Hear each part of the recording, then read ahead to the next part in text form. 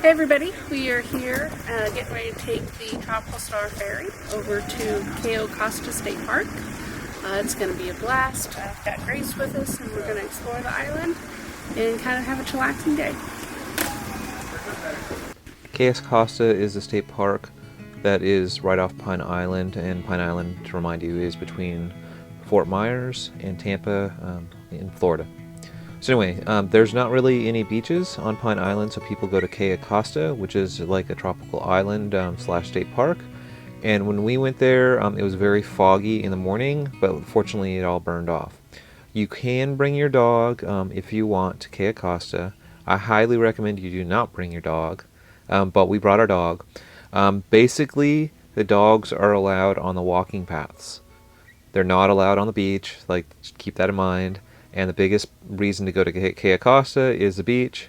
So for the most part, you don't really want to bring your dog with you to Cayo Costa unless you plan on only being on the walking trails. So anyway, so we got to Cayo Costa, and there is a tram, which is basically like an F-150 with this Disneyland kind of setup where they pull you to the other side of the island. So if you plan on paddleboarding, you want to not get on this tram, basically. I made the mistake of getting on the tram with my paddleboard, so basically they are taking me in the wrong direction.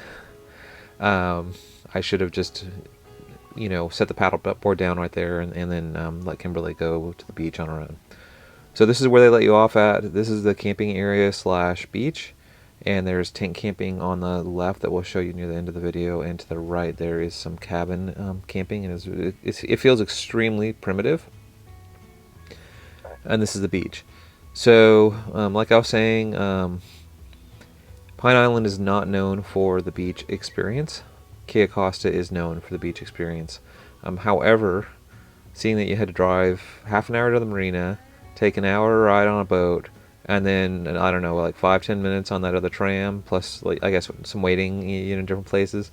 Like 2-hour commute to get to this beach, basically. It's pretty ridiculous. We almost probably could have driven to, like, St. Pete if we really wanted to go to the beach, and then driven back, or driven to Fort Myers and back. It is an immaculate looking beach. I don't really have any complaints about the beach or the water, other than you can't, bring your dog down here. But it is a cool experience. Kimberly spent her time relaxing down here on the beach, and there were a couple people that did bring their dogs down on the beach that were kind of being stealthful about it. And I don't know how you're stealthful about it. I mean, the beach is so small, but there were a couple of people that decided to do that. We didn't do that. Instead, like I said, I went paddleboarding with Grace.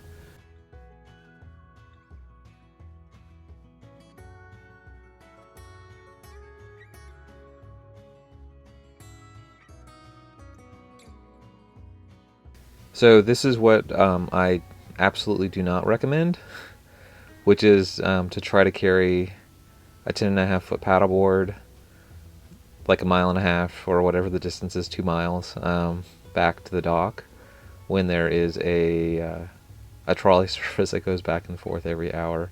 And like I was saying, yeah, this is just me just being kind of dumb, and not realizing that the boat dock where the boat was actually dropping us off at is also the launch for like canoes and paddleboards and stuff.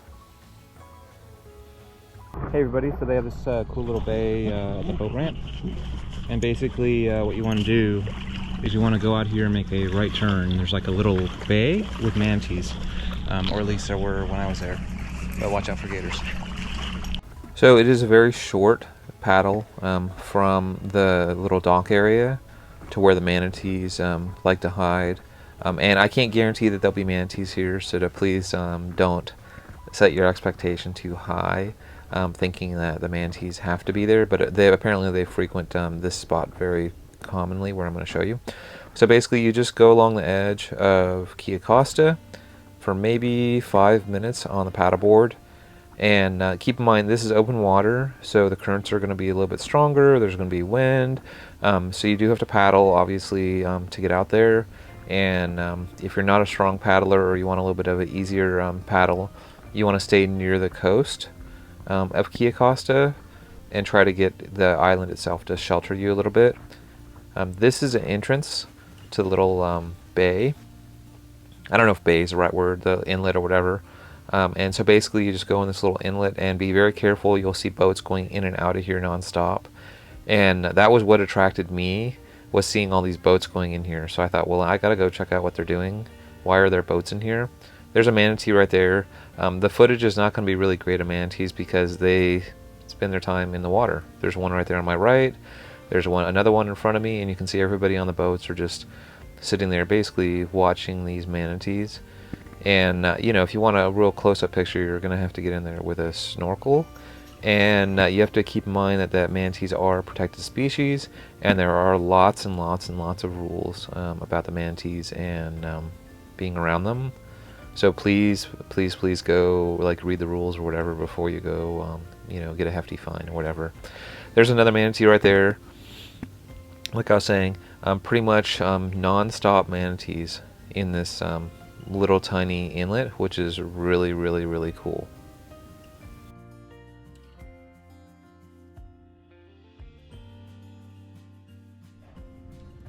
So if you keep track of the schedule, you can actually ride the tram back and forth. It's every hour, but not at 1 o'clock. So we walked up here with a paddleboard to get in the water, and now we are gonna ride the tram back. That is much easier. So this is the waiting area for the tram, and it's a little bit confusing the way the schedule works. And they're constantly picking up different groups of people. Sometimes they're picking up campers, sometimes they're picking up people for the boat. You have to basically just listen to what the tram people tell you. Even though they have a defined schedule, it kind of moves around. That is a camping area right there. It's all primitive camping. And then the cabins are just north of us. And then basically you just wait for this trolley to come back. Now, what about the whole experience? To me, it felt like the whole experience was a little bit rushed to me. It did not feel like the normal beach experience that we normally have. But maybe we're a little spoiled, I guess. I don't know. I mean, we're used to basically walking out to a beach and then, having some alcohol with us or whatever and enjoying like an entire day at the beach and then, stumbling back to our camper and having dinner. Like that's kind of like the normal kind of experience that we're used to.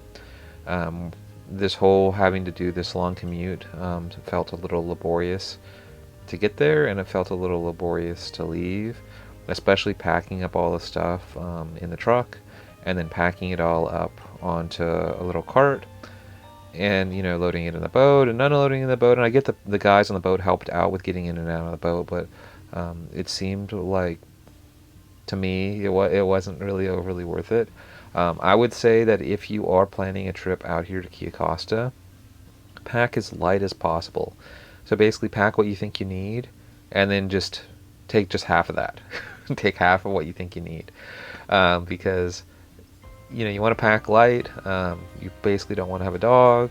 I probably I loved the paddleboard, and I loved going and seeing the manatees, and I would have missed a manatees if I wouldn't have had my paddleboard. But it was like maybe I shouldn't even have brought the paddleboard with me out there.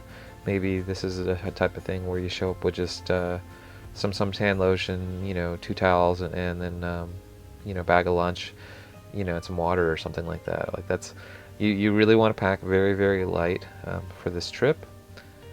And then basically they take you back to the marina, and even though you kind of think the trip's over, because they're getting you back, once again, you just have to pack everything up in the truck and then drive back to the campground. And it would probably be completely inappropriate to be trashed or not 100% sober on this ride back. So yeah, it's a little bit of a different experience than what we normally experience on the beach. But it is extremely kid-friendly, and if you have a family and a kid, maybe this is the thing for you. And it is really, really neat to go explore like a new area. So hopefully this helps you out, and thank you, and please like and subscribe.